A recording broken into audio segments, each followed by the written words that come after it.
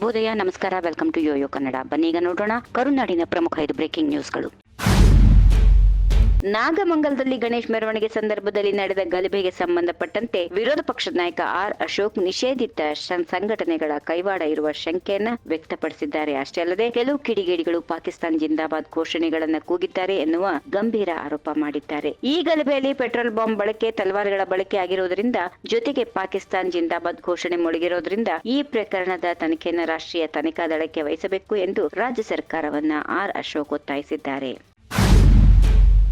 ಕುಮಾರಸ್ವಾಮಿ ಅವರ ತೆರವಿನಿಂದ ಸೃಷ್ಟಿಯಾಗಿರುವ ಸ್ಥಾನ ಚನ್ನಪಟ್ಟಣ ಉಪಚುನಾವಣೆಯ ಟಿಕೆಟ್ ಗೊಂದಲ ಇನ್ನೂ ಬಗೆಹರಿದಿಲ್ಲ. ಈ ಮಧ್ಯದಲ್ಲೇ ಸಿಪಿ ಯೋಗೇಶ್ವರ್ ತಮಗೆ ಡಾಕ್ಟರ್ ಸಿಎನ್ ಮಂಜುನಾಥ್ ಬೆಂಬಲ ಇರುವಂತೆ ಮಾತನಾಡಿ ಅಚ್ಚರಿಗೆ ಕಾರಣವಾಗಿದ್ದಾರೆ. ಈ ಬಗ್ಗೆ ಮಾತಾಡಿರುವ ಬಿಜೆಪಿ ಮುಖಂಡ ಸಿಪಿ ಯೋಗೇಶ್ವರ್, ನನ್ನ ಪರವಾಗಿ ಸಂಸದ ಡಾಕ್ಟರ್ ಸಿಎನ್ ಮಂಜುನಾಥ್ ದಂಪತಿ ಸಮೇತ ಬೆಂಬಲ ನೀಡುತ್ತಾ ಇದ್ದು, ಅವರ ಆಶೀರ್ವಾದ ಯಾವಾಗಲೂ ನನ್ನ ಮೇಲೆ ಇರುತ್ತದೆ. ಹೀಗಾಗಿ ಅವರ ಮೇಲೆ ನನಗೆ ಅಪಾರ ಗೌರವ ಇದೆ ಎಂದು ಹೇಳಿದ್ದಾರೆ. ಮೂಡ ಕೇಸ್ನಲ್ಲಿ ಏನೂ ಇಲ್ಲ, ಇದರಲ್ಲಿ ನಾನೇನು ತಪ್ಪು ಮಾಡಿಲ್ಲ, ನನ್ನ ಮೇಲೆ ಬಿಜೆಪಿಯವರು ಸುಳ್ಳು ಆರೋಪ ಮಾಡಿದ್ದಾರೆ ಎಂದು ಕಲಬುರಗಿಯಲ್ಲಿ ಸಿಎಂ ಸಿದ್ದರಾಮಯ್ಯ ಹೇಳಿದ್ದಾರೆ. ಹೇಗಾದ್ರೂ ಮಾಡಿ ನನ್ನ ಸಿಲುಕಿಸಬೇಕೆಂದು ದ್ವೇಷದ ರಾಜಕಾರಣ ಮಾಡುತ್ತಿದ್ದಾರೆ. ಹೀಗಾಗಿ ಕುಮಾರಸ್ವಾಮಿ, ಆರ್ ಅಶೋಕ್, ಯಡಿಯೂರಪ್ಪ, ವಿಜೇಂದ್ರ ನನ್ನನ್ನು ರಾಜಕೀಯವಾಗಿ ಮುಗಿಸ್ತೀನಿ ಅಂದುಕೊಂಡಿದ್ರೆ ಅದು ಅವರ ಮೂರ್ಖತನ ಅಂತ ಮೈತ್ರಿ ನಾಯಕರ ವಿರುದ್ಧ ಸಿಎಂ ವಾಗ್ದಾಳಿ ನಡೆಸಿದ್ದಾರೆ.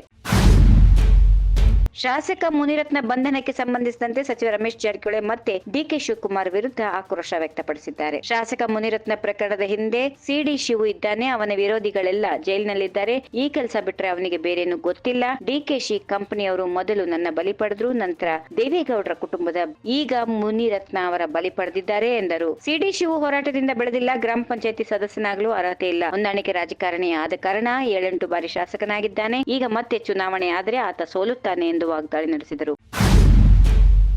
ಮೊದಲು ಸ್ಥಳೀಯ ಸಂಸ್ಥೆ ಚುನಾವಣೆ ನಡೆಸಿ ನಂತರ ಪ್ರಜಾಪ್ರಭುತ್ವದ ಬಗ್ಗೆ ಮಾತನಾಡಿ ಹೀಗೆಂದು ಮುಖ್ಯಮಂತ್ರಿ ಸಿದ್ದರಾಮಯ್ಯ ಅವರಿಗೆ ಕೇಂದ್ರ ಸಚಿವ ಎಚ್.ಡಿ. ಕುಮಾರಸ್ವಾಮಿ ಅವರು ಹೇಳಿದ್ದಾರೆ. ಮಾನವ ಸರಪಳಿ ನೆಪದಲ್ಲಿ ಪುಕ್ಕಟೆ ಪ್ರಚಾರ ಗಿಟ್ಟಿಸಿದ ಕಾಂಗ್ರೆಸ್ ಸರ್ಕಾರಕ್ಕೆ ಪ್ರಜಾಪ್ರಭುತ್ವ ಉಳಿಸುವ ಕಾಳಜಿಯೇ ಇಲ್ಲ. ಇದ್ದರೆ ಮೊದಲು ಸ್ಥಳೀಯ ಸಂಸ್ಥೆಗಳ ಚುನಾವಣೆ ನಡೆಸಲಿ, ನೈಜ ಪ್ರಜಾಪ್ರಭುತ್ವದ ಸರಪಳಿಯನ್ನ ಗಟ್ಟಿಗೊಳಿಸಿ ಎಂದು ತಿಳಿಸಿದ್ದಾರೆ. If you like this video, ಬೇಗ ಲೈಕ್ ಮಾಡಿ, ಕಾಮೆಂಟ್ ಮಾಡಿ, ಶೇರ್ ಮಾಡಿ ಹಾಗೂ ಯೋಯೋ ಟಿವಿ ಕನ್ನಡವನ್ನು ಸಬ್ಸ್ಕ್ರೈಬ್ ಮಾಡಿ.